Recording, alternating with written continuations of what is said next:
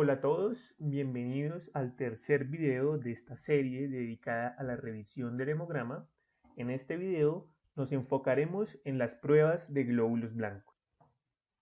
Entonces, si recordamos, las pruebas de glóbulos blancos se basan principalmente en el conteo de los leucocitos totales y en el conteo de cada subtipo de leucocitos. Entonces comencemos por el primer valor, los leucocitos. Corresponden al recuento total de leucocitos en 1 litro de sangre y sus valores normales oscilan entre 4.000 a 11.000 células por litro. Sin embargo, es esencial que cuando un paciente tenga una disminución o un aumento en sus valores de leucocitos, identifiquemos cuál es la subpoblación que está afectada, ya que algunas se elevan o se disminuyen puntualmente en ciertas situaciones. Entonces vamos a comenzar por la población más abundante de leucocitos, que son los neutrófilos. Los neutrófilos juegan un papel esencial en las reacciones inflamatorias agudas, especialmente en aquellas que se producen como resultado de infecciones bacterianas. De hecho, el pus que exprime un absceso es principalmente compuesto por neutrófilos y su valor normal oscila entre el 55 al 70% de la cantidad de leucocitos totales. En el hemograma nosotros podemos ver que nos representen el porcentaje, tal y como lo vemos aquí, del 55 al 70%, o que nos den el valor absoluto, donde el valor absoluto corresponde al número de células que son identificadas como neutrófilos. Los valores normales de neutrófilos absolutos se encuentran de 2.500 a 8.000 células por litro de sangre. Y aunque esta no es una clase de histología, creo que es pertinente recordar algunas características puntuales de los leucocitos al microscopio. Por ejemplo, los neutrófilos se caracterizan por tener un núcleo multilobulado, que por lo general suele tener 3 segmentos, tal y como lo observamos en esta imagen. Y la razón por la que se llaman neutrófilos es porque no se tiñen ni con colorantes ácidos ni con colorantes básicos. En segundo lugar, se encuentran los linfocitos. De los linfocitos existen 3 subtipos principales: los linfocitos T, los linfocitos B y los linfocitos natural killer. Recordemos muy brevemente las funciones de cada uno de estos. Los linfocitos T se subdividen a su vez en linfocitos T helper, T citotóxicos y T de memoria. Los linfocitos T helper ayudan a otras células del sistema inmunológico a funcionar, madurar y hacer su trabajo. Las T citotóxicas destruyen células que estén infectadas por virus especialmente. Y por último, las células T de memoria, que permanecen durante mucho tiempo y tienen la capacidad de recordar antígenos para reaccionar más rápido en una siguiente ocasión en la que un individuo se infecte con un mismo patógeno. Luego están los linfocitos B, que poseen también 2 subtipos principales: los plasmocitos y los linfocitos B de memoria. Los plasmocitos producen grandísimas cantidades de anticuerpos como si fuesen pequeñas fábricas para ayudarnos a combatir infecciones, y los linfocitos B de memoria, que permanecen también durante mucho tiempo, tienen la capacidad de recordar los antígenos de infecciones específicas para acelerar la respuesta inflamatoria cuando nos volvamos a infectar, a través de una producción de anticuerpos mucho más eficaz. Y por último, los linfocitos natural killer, que juegan un papel similar a los linfocitos T citotóxicos, ayudándonos a matar células infectadas o células cancerosas. Dicho esto, el valor que nosotros obtenemos en el hemograma es el valor total de linfocitos. No está especificado por cada uno de esos subtipos de linfocitos. Entonces, los valores normales de linfocitos son del 20 al 40% y en valor absoluto son de 1.000 a 4.000 células por litro. Respecto a su morfología, presentan un gran núcleo esférico que se suele teñir de violeta o de azul, y la cantidad de citoplasma por lo general es muy escasa. Lo más frecuente es que se observe como un anillo periférico de color azul, tal y como lo observamos en esta imagen. Continuemos ahora con los monocitos. Los monocitos, a diferencia de los neutrófilos, desempeñan un papel más importante en la inflamación o infección crónica. Casi la mitad de ellos se almacenan en nuestro vaso y se liberan cuando se detecta una infección. Son altamente móviles y viajan siempre hacia el tejido en donde se encuentra la inflamación o la infección para convertirse en macrófagos. Su trabajo más importante radica en funcionar como fagocito profesional. Entonces, como su nombre lo indica, fagocitan bacterias o cuerpos extraños, los digieren y posteriormente lo presentan a los linfocitos T para que ellos puedan hacer su trabajo. Los monocitos son la tercera población más abundante de leucocitos, encontrándose en valores normales del 2 al 8% de los leucocitos totales, y en valores absolutos esto corresponde a 100 a 700 células por litro. Característicamente, los monocitos son los glóbulos blancos más grandes, lo cual los hace más fáciles de distinguir en un frotis de sangre periférica. Su diámetro es de más o menos 3 veces el diámetro de un glóbulo rojo y característicamente presentan un núcleo que es arriñonado, que se tiñe de color violeta y que ocupa alrededor de la mitad del citoplasma de toda la célula. Continuando con los eosinófilos, debemos decir que estas células se caracterizan principalmente por contribuir en la respuesta a las infecciones por parásitos, ya que estos se reúnen alrededor del parásito liberando sus gránulos que contienen sustancias altamente tóxicas para el parásito invasor. Y de forma también muy importante, estos eosinófilos también cumplen una función en la respuesta alérgica. Sus valores normales se encuentran del 1 al 4% de los leucocitos totales y en valores absolutos de 50 a 500 células por litro. Al frotis de sangre periférico, estas células se tiñen muy bien con el tinte de eosina y suelen presentar un núcleo bilobulado, tal y como lo observamos en esta imagen.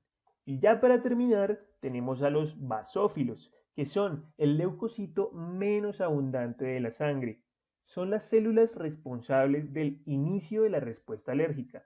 Sus valores normales se encuentran del 0.5 al 1% y en valores absolutos de 25 a 100 células por litro.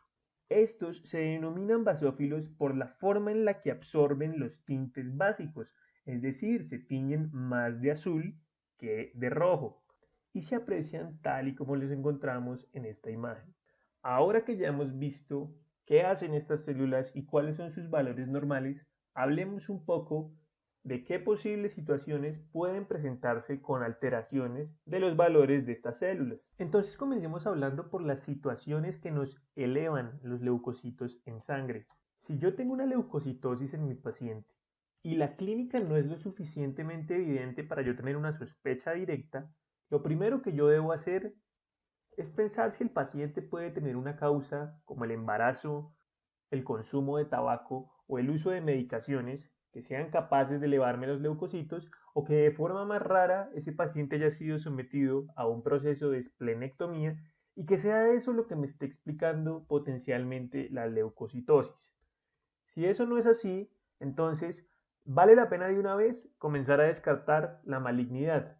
Entonces, la malignidad usualmente se presenta con una clínica en donde podemos ver al paciente con pérdida de peso, fatiga, fiebre, sudoración nocturna, que hacen parte de ese síndrome constitucional. Usualmente las líneas rojas y plaquetarias suelen estar afectadas.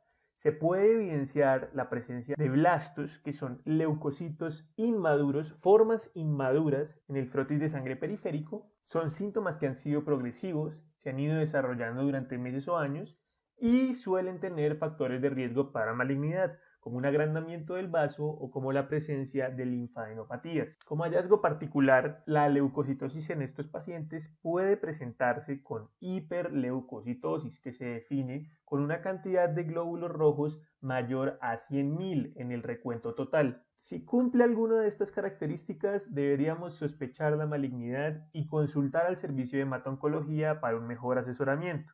De no cumplirlas, entonces debemos considerar las posibles causas que no respondan a malignidad. Entonces aquí podemos comenzar a enfocarnos al tipo de línea celular que esté afectada.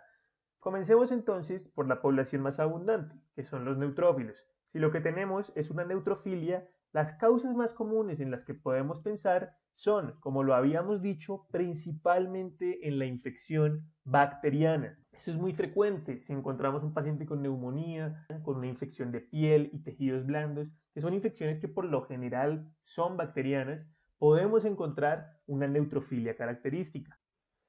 Aquí es útil traer a colación un concepto que es frecuente escuchar en la práctica clínica, que es la desviación a la izquierda. Entonces, cuando uno está hablando de una leucocitosis con desviación a la izquierda, lo que está queriendo decir es que el incremento de los neutrófilos además está mostrando que en los frotis de sangre periférica se pueden ver formas inmaduras de neutrófilos. Eso quiere decir que la médula está trabajando mucho más para producir más neutrófilos y poder responder especialmente a las infecciones. Sin embargo, hay otras situaciones en las que también puede generarse neutrofilia que no responden a infecciones bacterianas, como la neutrofilia que se induce por el consumo de glucocorticoides. En el caso de la neutrofilia inducida por glucocorticoides, esta se produce porque los neutrófilos generalmente están en dos condiciones, o adheridos al revestimiento endotelial o libres en sangre. Entonces, los corticoides favorecen que estos neutrófilos que están adheridos al endotelio se liberen del endotelio. Los corticoides hacen que esa unión entre neutrófilos y endotelios se vuelva mucho más débil y sean liberados todos esos neutrófilos en sangre.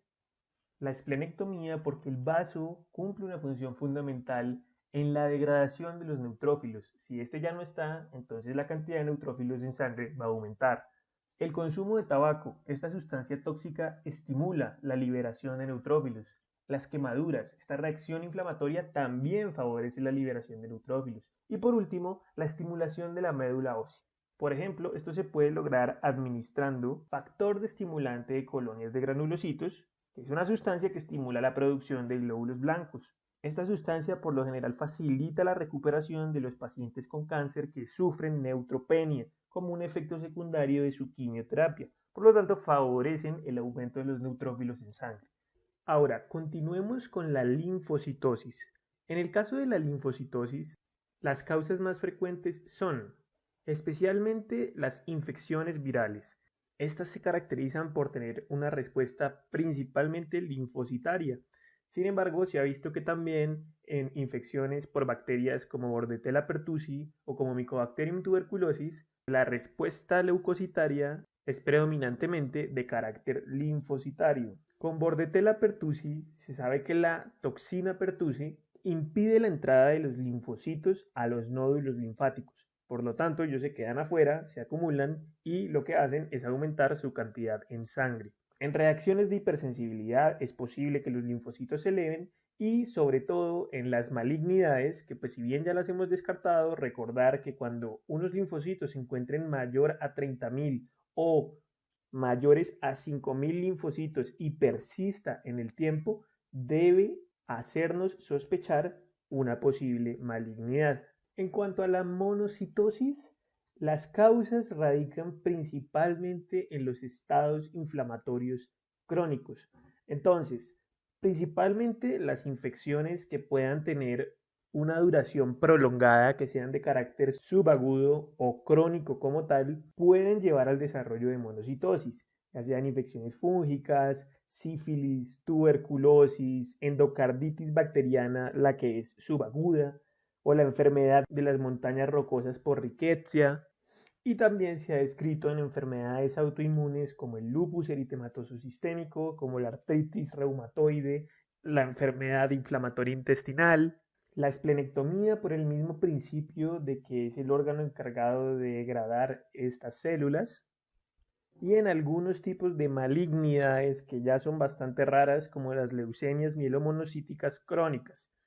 Continuamos con la eosinofilia. Los eosinófilos elevados en sangre nos tienen que hacer pensar en dos cosas principalmente: en alergias o en infecciones por parásitos.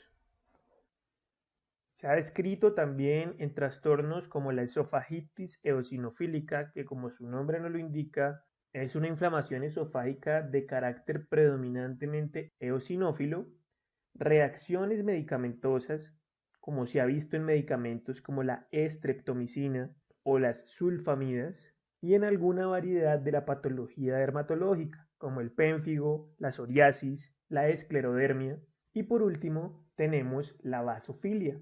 Entonces, en cuanto a la vasofilia, la causa más importante suelen ser las alergias, pero como con todas las demás subpoblaciones leucocitarias, la malignidad también es una potencial causa. Entonces, en este orden de ideas, tratamos de abordar un gran número de etiologías que pueden generar leucocitosis, pero sin embargo sigue quedándose muy corto este abanico de posibilidades. Realmente la leucocitosis puede ser originada por un sinfín de patologías. Por esta razón, todos estos hallazgos siempre deben ir de la mano con el contexto clínico del paciente.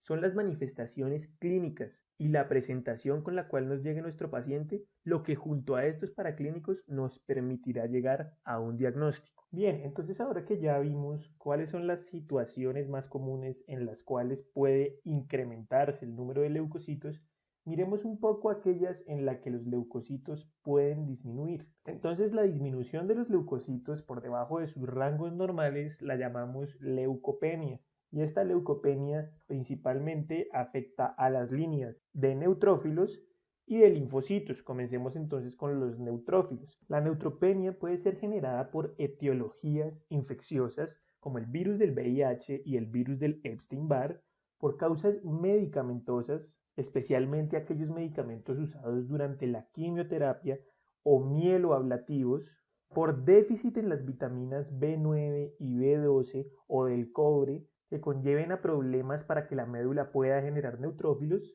neoplasias hematológicas, enfermedades autoinmunes como la neutropenia primaria, que realmente se presenta más en pacientes pediátricos, y en cualquier otra patología que curse con inmunodeficiencia. La neutropenia debe preocuparnos cuando sea severa y además el paciente haga fiebre. A esto se le conoce como neutropenia febril. Y la neutropenia febril requiere de un recuento de menos de 500 neutrófilos por litro y la presencia de fiebre. El problema de esta condición es que el paciente puede infectarse muy fácilmente, siendo lo más común por bacterias gram negativas que se traslocan desde el tracto intestinal, ya que no hay neutrófilos que puedan mantener quieta a esa microbiota intestinal. Y respecto a la linfopenia, la causa más importante de estas es el VIH. En los pacientes infectados por VIH cada día se producen varios miles de millones de virus de VIH y eso se acompaña de una disminución de los linfocitos T CD4. También es posible que aparezca como un marcador de mal pronóstico durante la sepsis, en estadios de desnutrición, en enfermedades autoinmunes, con el uso de medicamentos inmunosupresores o quimioterapéuticos y con otras posibles inmunodeficiencias. De esta forma terminamos nuestro tercer video dedicado a la revisión del hemograma. En el siguiente y último video nos enfocaremos principalmente en las pruebas orientadas a las plaquetas.